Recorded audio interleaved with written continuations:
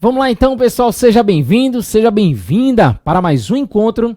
Vamos trabalhar agora, tá, com as outras medidas cautelares. Vamos na tela e eu vou te apresentar. Vamos trabalhar aqui então com o tema, né, das outras medidas cautelares. Como assim? A gente tem aí as medidas cautelares de natureza prisional, tá bom? As prisões. E aí vamos observar então as cautelares diversas da prisão. Quando a gente fala aqui de cautelares diversas da prisão, é aquela que tem um ponto, né, menos severo, menos rigoroso.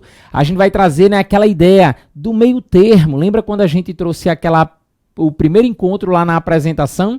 A gente disse que quando o sujeito é preso, né, antigamente eu tinha o sistema bipolar, bipolaridade, ou prende ou solta, ou aplicava-se uma prisão preventiva ou concedia uma liberdade provisória. E agora a gente tem a ideia aí do meio termo, tá bom? Hoje eu tenho as medidas cautelares diversas da prisão. A gente, quando está falando aqui de medidas cautelares, eu estou me referindo às medidas cautelares de natureza pessoal, tá bom? Medidas cautelares de natureza pessoal. A gente tem medidas cautelares de natureza real, patrimonial, né? Vejam, são aquelas medidas restritivas ou privativas da liberdade de locomoção adotadas contra o imputado durante as investigações ou durante o curso do processo, com o objetivo de assegurar a eficácia do processo, importando algum grau de sacrifício da liberdade do sujeito passivo, da cautela, ora em maior grau de intensidade, e a gente tem a prisão preventiva, a temporária, que ainda vamos estudar, ora em menor lesividade, como, por exemplo, as medidas cautelares diversas da prisão. São medidas alternativas, né, como alguns chamam, medidas essas que a gente vai encontrar aí no nosso artigo 319 do CPP, tudo bem? Aí vejam só, o que é que a gente precisa aqui inicialmente estabelecer? Quando você começa a estudar o tema da parte de prisões, você vai, né, encontrar a partir do artigo 282. Do 282 ao artigo 350, você precisa fazer esse estudo. E aí você já inicia, né, com esse ponto, né, que a gente trabalha aqui, ó, medidas cautelares previstas. As medidas cautelares previstas neste título deverão ser aplicadas observando-a. Essas medidas que você vai conhecer, que a gente vai observar aqui, você vai ter que analisar como é que elas são aplicadas. Interessante que esse é o primeiro artigo do título, tá? Quando você pega aí o título para estudar, é o primeiro artigo, é o primeiro dispositivo. E neste momento, muita gente olha para cima e diz assim, quais são as medidas? Aí você vai, né, conhecendo as medidas aí ao longo da leitura. O grande ponto é que você tem que fazer aqui uma acumulação. Você vai ter que somar o inciso 1 com o inciso 2. E ele diz assim, ó, eu tenho que observar a necessidade. Necessidade para a aplicação da lei penal, para a investigação ou para a instrução criminal. E ele diz, ou nos casos expressamente previstos, para evitar a prática de infrações penais.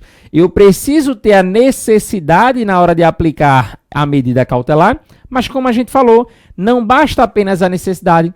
Essa medida, ela tem que ser adequada ao caso concreto. E aí você diz assim, Júlio, como assim adequada ao caso concreto? Veja, quando você vai trazer ali o rol de medidas cautelares, de medidas alternativas, será que de fato aquela medida é necessária? E aí, claro, você precisa conhecer o caso concreto. Mas pensa, vocês já devem ter ouvido falar em um sujeito chamado Fernando, que muitos, né, com uma certa intimidade, chamam ele de Fernandinho, o famoso Fernandinho Beiramar, o famoso Beiramar. Lembra, o sujeito ali praticou inúmeros crimes. Será que existe necessidade para a aplicação de uma medida cautelar ali em desfavor do Fernandinho Beiramar? Sim, claro, perfeitamente. Mas, entretanto, né, será que é adequada ao caso dele a aplicação da medida cautelar diversa da prisão? Porque perceba, o sujeito ainda preso continuava praticando crimes. Então veja que não basta ter a necessidade, ela precisa ser adequada. A adequação da medida à gravidade do crime, circunstâncias do fato e condições pessoais do acusado ou do indiciado ou do acusado. Então não basta aquela medida ser necessária, ela precisa ser adequada ao caso concreto. Tudo bem? Esse é o primeiro ponto. Só que, claro, para você compreender isso de uma forma tranquila, né, para ficar sem nenhum trauma, nenhum resquício, eu preciso, né, que você compreenda. E você pode perguntar, afinal, quais são as medidas cautelares diversas da prisão previstas no Código de Processo Penal, tá bom? A gente está aqui trabalhando com o CPP, porque a gente pode ter outras medidas previstas em outros diplomas normativos, como na Lei Maria da Penha, como no Estatuto do Torcedor. A gente tem várias outras medidas cautelares previstas em outros diplomas normativos. Mas o foco do momento é quais são as previstas no CPP. Quais são as previstas aqui no Código de Processo Penal? E a gente vai fazer aqui, né, a pontuação. Veja que o teu concurso você precisa do conhecimento legal, do conhecimento literal da lei, mas eu preciso pontuar para você, né, o que de fato você vai ter que enxergar na hora da questão. São medidas cautelares diversas da prisão. Ele diz aqui, ó, o comparecimento periódico em juízo, no prazo e nas condições fixadas pelo juiz, para informar e justificar suas atividades. Percebe que a própria lei ela não traz um prazo pré-estabelecido, tá? Ela não vai dizer assim, comparecimento anual, comparecimento de 6 meses. Não, é o comparecimento periódico em juízo, no prazo e nas condições fixadas pelo juiz, para informar e justificar suas atividades. Então a ideia é o seguinte, veja, ao invés de trazer a prisão para o sujeito, ao invés de prendê-lo preventivamente, eu vou aplicar ali uma medida cautelar diversa da prisão. Ele vai ficar comparecendo periodicamente. Claro que muita gente vai dizer assim, Júlio, se esse cara quiser fugir, ele assina o termo dizendo que vai comparecer e foge. Certo, mas você não vai ficar com esse tipo de pensamento, tá bom? A gente vai pensar no melhor. Para efeito de prova, a gente vai saber que é uma medida cautelar diversa da prisão.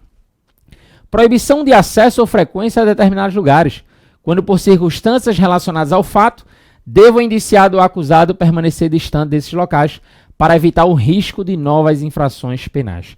Então o grande detalhe é porque o sujeito ele furtou uma joalheria, o sujeito ele praticou um determinado crime. O sujeito, né, ele em uma determinada boate, né, numa casa de show, ele foi lá e se envolveu em uma briga. E ele tem um histórico aí, né, que demonstra que sempre que ele está em um local como este, sempre que ele soma isso com bebida alcoólica, ele se torna uma pessoa agressiva e se envolve em confusão. Então, ao invés de prender esse sujeito, o juiz percebe que no caso concreto é necessário aplicar uma medida cautelar, sim. E é adequada para aquela situação, simplesmente, né, proibi-lo de frequentar, de acessar ou frequentar determinados lugares. Quando por circunstâncias ali relacionadas ao fato, tá, ele se envolve ali em confusão, deva o indiciado, né, ou acusado permanecer distante desses locais para o quê? Para evitar o risco de novas infrações penais. Então veja que o juiz ele pode olhar e dizer, não tem a necessidade ali, tá, de aplicar uma medida mais severa, uma prisão, por exemplo. Mas veja que essa aqui já é necessária e ela é adequada ao caso concreto, eu posso sim aplicar. Percebe que algumas coisas aqui, né, ficam um pouco repetitivas se você já tem aí um estudo prévio. Porque, por exemplo, tá, a gente já tinha, por exemplo, essa proibição de frequentar determinados lugares lá no Estatuto, né, do torcedor. Aqueles torcedores que se envolvem ali em confusão ficam proibidos de frequentar estádio de futebol. Veja, tem muita coisa aqui que ela é repetida, tá? Mas é uma inovação para a gente no sentido de que eu posso aplicar para qualquer situação, já que eu tenho aqui dentro do Código de Processo Penal. Proibição de manter contato com determinada pessoa, quando por circunstâncias relacionadas ao fato, deva o indiciado ou acusado dela permanecer distante. Veja que aqui, né, também é uma situação que a gente em outrora ali, né, já tinha na Lei Maria da Penha, só que agora eu posso aplicar em qualquer situação. Proibição de ausentar-se da comarca quando a permanência seja conveniente ou necessária para investigação ou instrução. É importante, né, você perceber que tais medidas cabem ali durante a investigação, durante o processo judicial também. Recolhimento domiciliar, como eu te falei, e aí, né, vamos aqui mais uma vez lembrar, é diferente de prisão domiciliar. Domiciliar. É diferente de prisão domiciliar, tá bom? Recolhimento domiciliar no período noturno e nos dias de folga, quando o investigado ou acusado tem a residência e trabalhos fixos. Veja que a gente está aqui, né, pontuando, relacionando as medidas cautelares diversas da prisão. Suspensão do exercício de função pública ou de atividade de natureza econômica ou financeira, quando houver justo receio de sua utilização para a prática de infrações penais. Essa medida, eu queria que tu lesse ela com bastante atenção. Inciso 7º. Olha só, ele trata de uma medida que é da internação. Internação provisória. Internação provisória. Essa medida, inclusive, ela vai fazer você, né, clarear, fazer você entender, inclusive, uma questão que a gente fez até na aula anterior, que dizia lá, né, que o sujeito praticou lá um crime de furto, né, que havia risco de reiteração, inclusive, mas olha só.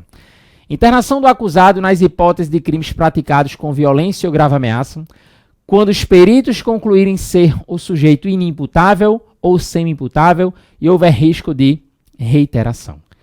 Em uma determinada questão, certa vez, trazia um caso em que uma determinada mulher, ela tinha um filho lá de 10 anos e ela tinha praticado um estelionato.